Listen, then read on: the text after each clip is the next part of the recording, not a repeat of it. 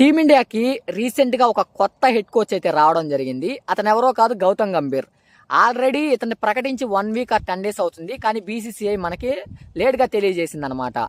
ఇప్పుడు అందరిలో ఉండే డౌట్ ఒకటే, ఖచ్చితంగా గౌతమ్ గంభీర్కి విరాట్ కోహ్లీకి పడదు. ఐపీఎల్లో చాలాసార్లు చూస్తున్నాం. కాకపోతే అతని పట్ల ఇతను ఏ విధంగా బిహేవ్ చేస్తాడా, హెడ్ కోచ్ కదా ఇప్పుడు అని చెప్పేసి చాలా మందికి అయితే డౌట్ ఉంది.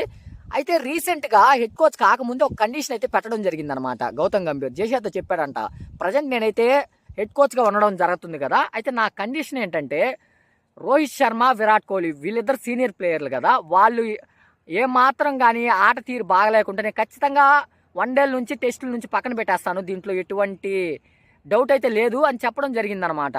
కానీ జేషా దీనికి ఒకటే బదులు ఇచ్చారనమాట. రీసెంట్గా అతను ఎప్పుడు కూడా ప్రెస్ మీట్లో ఇంతగా అయితే ప్రకటించలేదు. 3 టైమ్స్ అయితే చెప్పడం జరిగింది.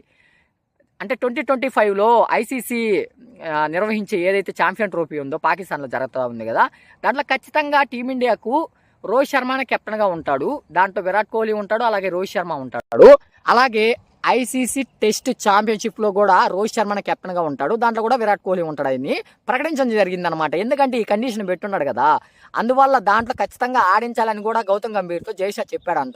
ఇక కానీ వాళ్ళు ఏమాత్రం కంటిన్యూస్గా అంటే ఇప్పుడు ఒక 3 మ్యాచెస్ ఉన్నాయి, దాంట్లో ఒక 2 మ్యాచెస్ రానిచ్చి ఒక మ్యాచ్ రానికపోయినా పర్లేదు తీసుకుంటాడు, కానీ కంటిన్యూస్గా ఫెయిల్ అయితే పక్కన పెట్టేస్తాడు అని చెప్పి ఖచ్చితంగా అయితే చెప్పడం జరిగిందనమాట. ఇక దీన్ని బట్టి మరి రోహిత్ శర్మ, విరాట్ కోహ్లీ ఏం ప్లాన్ చేసుకుంటారో, ఎలా ఆడతారో మరి చూడాల్సి ఉంటుంది.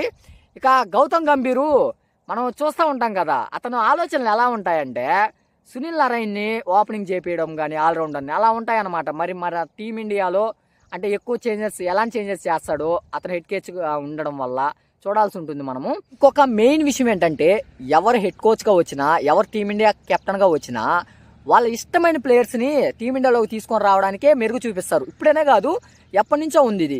అయితే ఇప్పుడు గౌతమ్ గంభీర్ వచ్చాడు కదా, అతను మనకు చూస్తూనే ఉంటాము, కోల్కతా టీంలో ఉంటాడు కాబట్టి శ్రేయస్ అయ్యర్ని ఖచ్చితంగా ఈ మధ్య శ్రేయస్ అయ్యర్ని పక్కన పెట్టేస్తూ ఉన్నారు.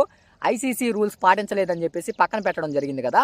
కాకపోతే ఇప్పుడు ఇతను రావడం బట్టి ఇతను ఐపీఎల్లోనే అతని ఆట పర్ఫార్మెన్స్ ఎలా ఉంది ఇతనికి తెలుసు కాబట్టి, అతని టీంలోనే ఉన్నాడు కాబట్టి ఖచ్చితంగా శ్రేయస్ అయ్యర్ని తీసుకొని వచ్చే అవకాశాలు అయితే 100% అయితే ఉన్నాయి.